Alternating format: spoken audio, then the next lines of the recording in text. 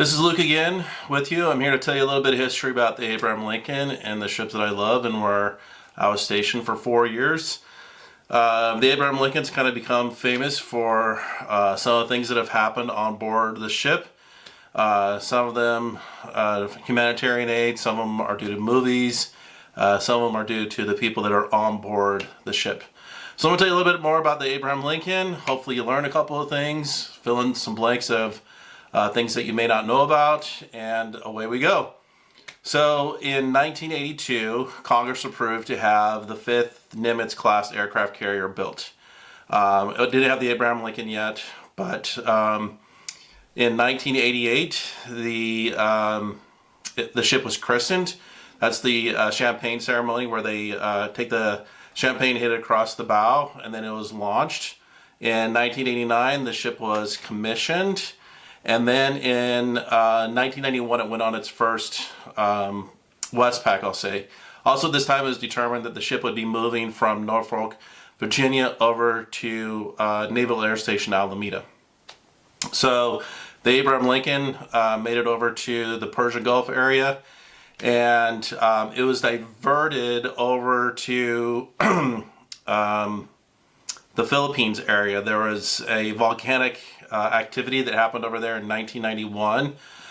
45,000 people had to be evacuated from different areas of the Philippine Islands and taken to safety. So in case you don't know, there's somewhere around like 500 or 1,000 islands in the Philippines. About half of them are habitated. So the Abraham Lincoln was taking a lot of these refugees that were being evacuated due to the volcanic ash, continued earthquakes, that kind of stuff. And they were taking them off to safety. So the Abraham Lincoln, along with about 20 different ships, helicopters, small planes, that kind of stuff, evacuated people from the Philippines.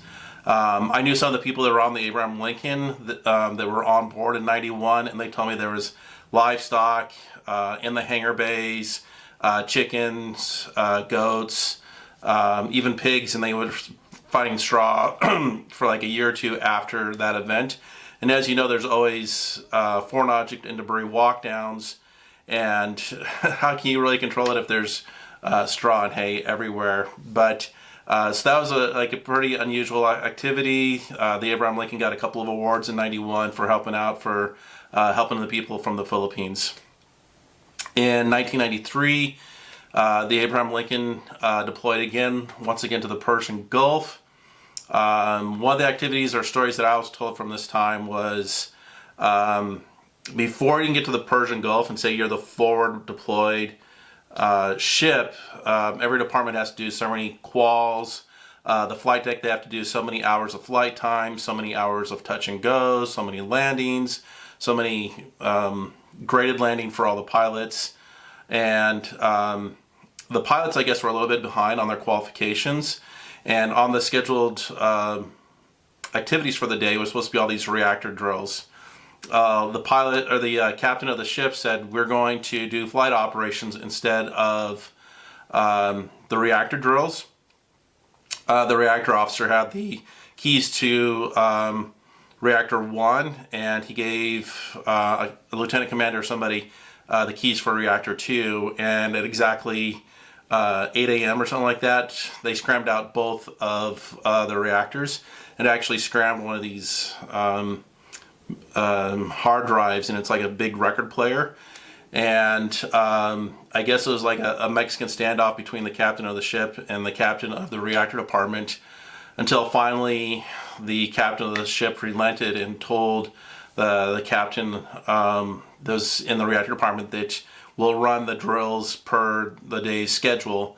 And from the story I was told is then they had to figure out how to handle this memory problem. They had to like take a hard drive or whatever out of memory or from someplace else and put it in this computer and get it all working correctly again. And they started up both reactors and did all the training and all the qualifications that was required. Now this record memory thing was then put into the reactor officer's office, and they put the date and time in which the scram occurred kind of gloating that the reactor officer really ran the ship. So when I left in 1998, that was still in the reactor officer's office.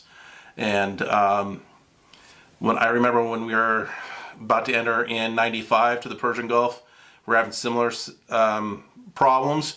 And from what I was told, the reactor officer took that plaque up to the bridge and said, "Do we need to do this all over again?"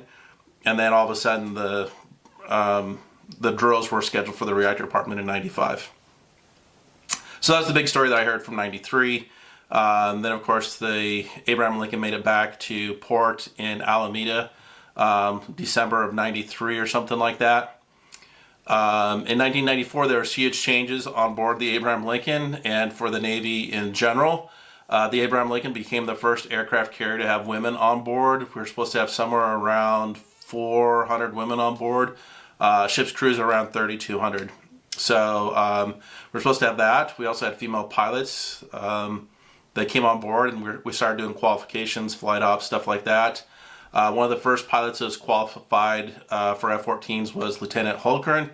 And near the end of 94, there was a problem with the engines on board her F-14, and she passed away, I think the end of 94, beginning of 95. So that was the first female F-14 pilot that had died in Navy history. So that happened in 94. Also in 94, there was a TV movie. Tom Clancy was a famous author, and he was the author for Hunt for Red October, and then all those movies that followed after that. This was supposed to be a made-for-TV special, supposed to be 4 hours long or something like that. It was called Ops Center. There were some scenes that were filmed on board the Abraham Lincoln in 1994. So there's 2 more movies that I'm going to be telling you about that are filmed on the Abraham Lincoln. So that was summer of 94. We're continuing to do flight operations, training, all that other kind of stuff. We have Fleet Week up in Seattle. We have Fleet Week in San Francisco. 95 rolls around, and we're supposed to be pulling into the port of San Diego. It's a really foggy day, and you have a pilot that comes out with the tugboats and schedules you where you need to be. From the story that I was told, is the captain said that we're following a normal path, and they're like, well, that's a restricted zone. We went ahead and followed the captain's orders. That restricted zone was so we wouldn't enter into the America's Cup. That's a sailing competition. I happened to be walking through high bay at that time, and I see all these sailing ships, and I see them tacking to the left and right of us, trying to avoid us. We went right through their race area. So all over the news the next day is the Abraham Lincoln wins the race, but they're last in class. So we were kind of notorious for that event. I think that was in February of 95. Late March, early April 95, we finally make deployment for the Persian Gulf. The big event that happened in 95 was they recommissioned the 5th Fleet on board the Abraham Lincoln. I believe it was July 1st, 1995. Also about that time, Captain Willard comes on board ship. Captain Willard is one of the pilots that is in the original Top Gun movie, and he had pictures in his office with Tom Cruise and a couple other of the people that were in the movie. I think Captain Willard was one of the guys that was in one of the MiG planes. So, and he was also the instructor at Top Gun. He was like the head guy, so he did a lot of the coordinating of stunts and all that pilot stuff. So one other thing that happened on the Abraham Lincoln in 1995 is we were going through replenishments with the USS Sacramento. The USS Sacramento lost rudder control, and the Lincoln and the Sacramento hit each other. The two bridges hit each other, And as you know, the Abraham Lincoln kind of juts out a little bit on its starboard side. And our bridge took out most of the bridge of the Sacramento, while the Sacramento seemed to put holes near our weather area. Underneath the bridge there was some female berthing, so that was damaged. We had some radar stuff that was damaged, but one of the interesting parts was where we usually take our weather instruments, that whole wall was taken down, not all the instrumentation. But then we would just ask, well, what's the weather outside? And the guy that was giving the daily weather report would literally say, oh, I just stuck my head outside and it's clear and sunny. But for the Abraham Lincoln, about a week later, we pulled into Dubai. There was some minor ship work that was done. The Sacramento pulled into Dubai or someplace else close by, maybe as Abu Dhabi. But they were down for like 2-3 months while their bridge was rebuilt. So that was another infamous thing that happened on board the Abraham Lincoln while I was on board. What happened when we got back to San Francisco is we were almost immediately after we got back from our Westpac, we were moving up to Bremerton, late 95. We get to Bremerton mid-November, and we're in dry dock in Bremerton for like almost a year. Then late 96, early 97, we move over to Everett, Washington, and we are the first aircraft carrier ever stationed at Everett. So we were one of the last aircraft carriers in Alameda, and we're the first up in Everett. So that takes us to 97. I get out early 98. I think it was in June 98. The Abraham Lincoln does another Westpac. In September 11th, 2001, the Abraham Lincoln is in port in Everett when that event occurred. In early 02, must have been like March, April, something like that. 02, the Abraham Lincoln goes on Westpac during operations to go against Iraq and Afghanistan. And the Abraham Lincoln gets extended for an additional 3 months in the Persian Gulf. So the time there is a little bit longer. In 95, when I was in the Persian Gulf, Saddam Hussein executed his 2 son-in-laws, and we were extended to the Persian Gulf for an extra month. So here it is, 02 is being extended for 3 months. Now that's rolling into 03. So the Abraham Lincoln finally leaves in late 02, early 03. The ship is getting close to San Diego to unload part of the air wing there. And President Bush flies on board the Abraham Lincoln, I believe it's in an S-3 Viking, and gives a huge speech on board the flight deck to say thank you for all the hard work and your prolonged time out at sea, supporting all the efforts that's going on over in the Persian Gulf. About a week or two later after that incident, they're back up in Everett. In 04, the Lincoln again is out on Westpac. It was in Hong Kong at the time, and there was a 9.0 earthquake down by Singapore, Malaysia, that area. And so the Abraham Lincoln again goes down to the area, uses all the helicopters on board the ship. There's like another 15 to 16 other ships in the area. The Abraham Lincoln is used as a hub to coordinate all of the helicopters, the aid, everything else. I think it was like 6,000 pounds of food, or 6 million pounds of food that went to help out everybody. They did work for water salinization to get to fresh water, everything else. The Abraham Lincoln was there for almost a month, and they tried to do flight ops, but the local government wouldn't allow them, and the pilots must maintain monthly flight op quals. So about after a month, the Abraham Lincoln left the area after all the humanitarian aid. So that happened in 04. Abraham Lincoln gets back in 04, back to Everett. And then between 04 and 2012, the Lincoln goes through this pattern about every 2 to 3 years where You do a Westpac about every 2 to 3 years, and then about every 6 to 7 years you go to Bremerton and you do like a 6-month mini overhaul. And one of the things they always do is like strip the flight deck, resurface the flight deck. They do maintenance, that kind of stuff.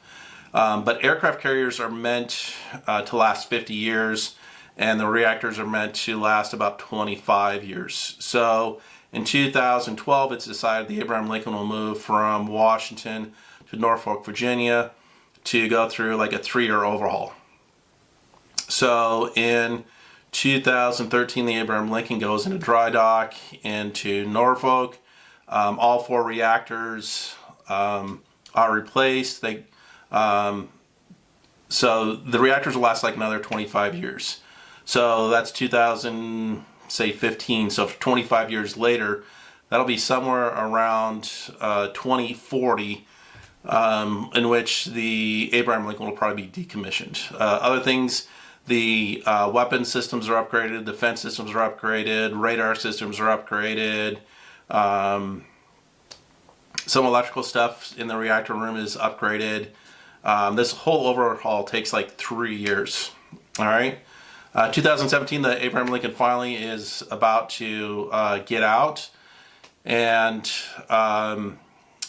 in 2017 they start doing ships quals, and Top Gun Maverick comes there, and they want to do some flight scenes off of the Abraham Lincoln. I forgot to tell you, back in 2004, the movie Stealth was, some scenes were shot on board the Abraham Lincoln at that time. That's a Jessica Biel and Jamie Foxx movie, in which case in 2004 Stealth is about a stealth plane, unmanned plane, and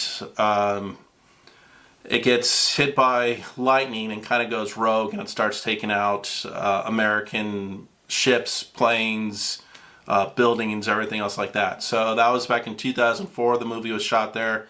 In 2017, Top Gun Maverick is filmed on board the Abraham Lincoln. And most of it's the beginning scenes you see on Top Gun Maverick, where it's flight deck operations. They also use, I think, what is it, the Teddy Roosevelt, and I can't remember the other one, but there's a total of like 3 aircraft carriers used, but the main one is the Abraham Lincoln. So that's 2017 area. In 2019, they get the orders for the Abraham Lincoln to move from Norfolk over to San Diego, and they're going to go on Westpac. So they're going to go through the Mediterranean, through the Suez Canal, through the Red Sea, over to the Persian Gulf. It was only supposed to take 6 months.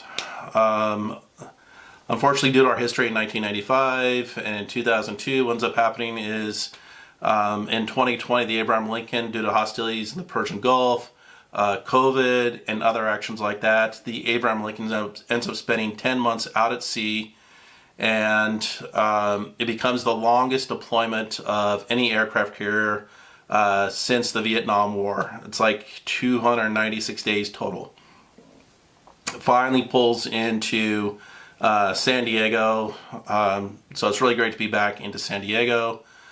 Then in 2021, it was announced that Captain Bauerschmidt would become the next captain of the Abraham Lincoln.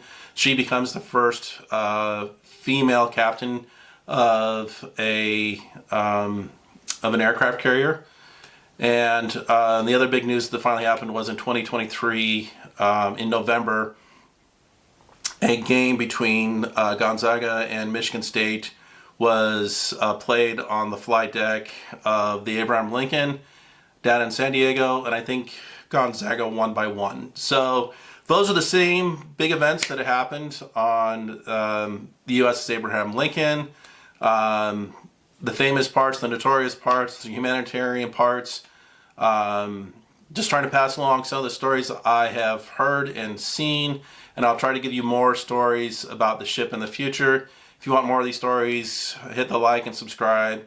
Once again, my name is Luke Wackler, and I'll get back to you soon. Bye.